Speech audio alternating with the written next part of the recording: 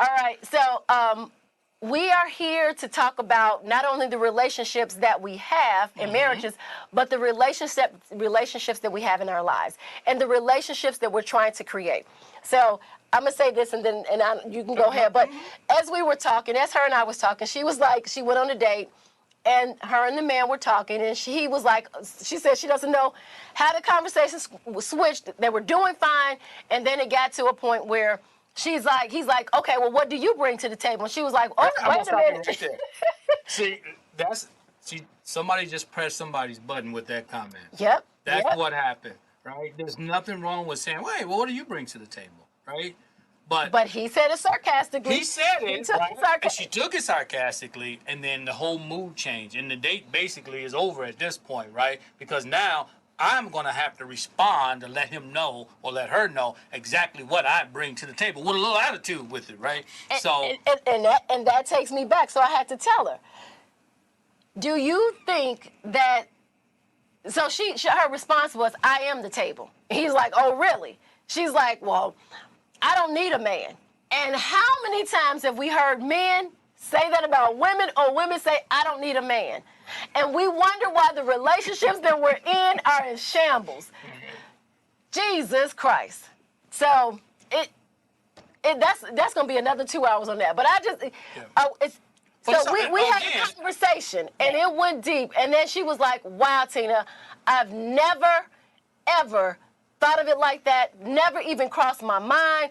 And the thing is that I had to tell her some things about the statement she made, and then find out where those statements come from. There you go. Right? It has nothing to do with the man. It has nothing to do with needing a man. Right. You know. It has nothing to do with that person. Exactly. Yep. So, but it was and that's what we're trying to get you to do, breaking right? down this misconception, all of this craziness that we pick up from the conditions and the social media and the stuff that we just pick up and believe it is truth, and we just store it in our little subconscious, and we just keep living and wonder why we are not finding ourselves in happy, healthy, thriving relationships. Let's come on, guys. Let's pick apart the things that we say and we think, and we got to write a list. And as Jason always mentions, right, about journaling. Yep. Right? We got to start somewhere. We got to get these thoughts that's in our heads. We got to get them down on paper. We got to be able to see them. We got to have some new thoughts. We have to have some new thoughts. Well, first we got to look at the old ones and then recreate them. We need to analyze the old ones, but Absolutely. we need to come up with some new thoughts, because like I said before, you have 60, 70,000 thoughts a day. The same thoughts that you had yesterday. Right, and you carry over, like I said, 90% of those. 90% of those thoughts that you thought about yourself, you thought about your mate, you thought about your boss, you thought about the lady down the street.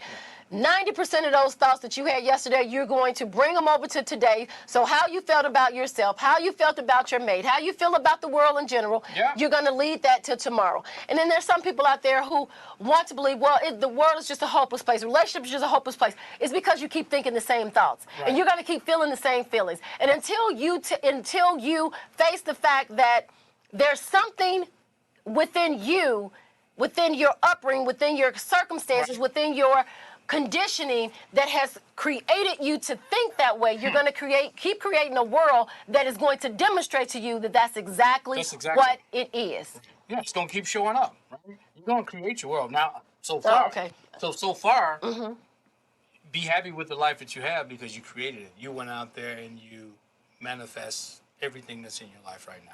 So that's something we need to face. So if you don't have the relationship that you want, if you're not experiencing a thriving relationship or a relationship at all, then that's something we have to face. There is a reason why, and it has nothing to do with the other person.